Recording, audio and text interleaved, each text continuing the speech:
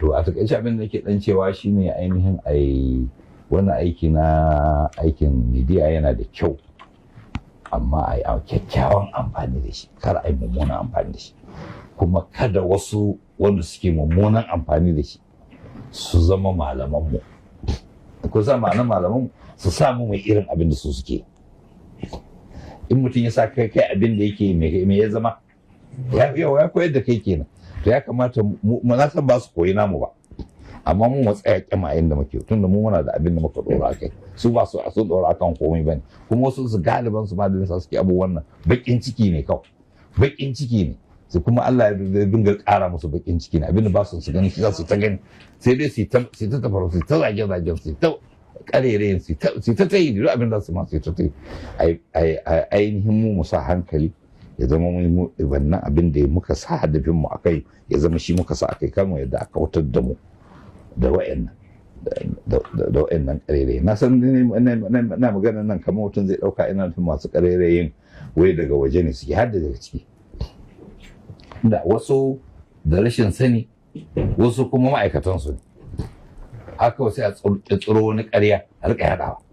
ai ma kaza ya faru, ai ma an yi kaza, ai ma wasu sai kuma suna tsammanin wannan zai tasiri, sai ya zama sun cusa ma mutane wani ra'ayi wanda za su tafi akai.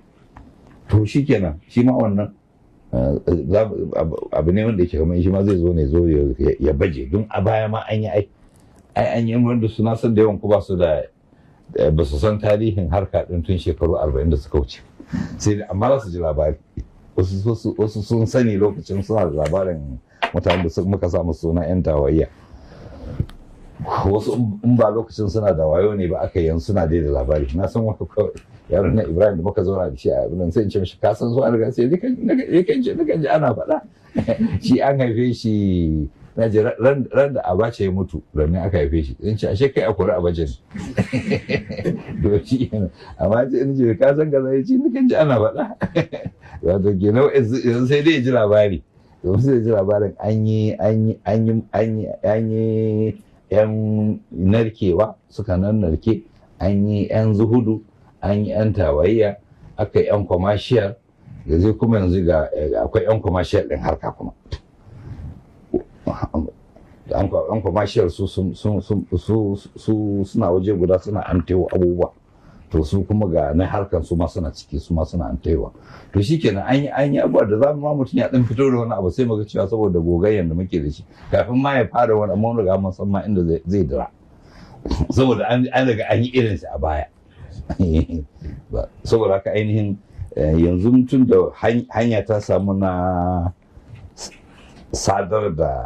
sako cikin sauki, to mu ya zama mun kyakkyawan amfani da hanyar shine insha Allah. Karin cika ku da dogon bayani, ina fata sakon ya ji. Wa sallallahu ala Muhammadin wa alihi tayyibin tahir.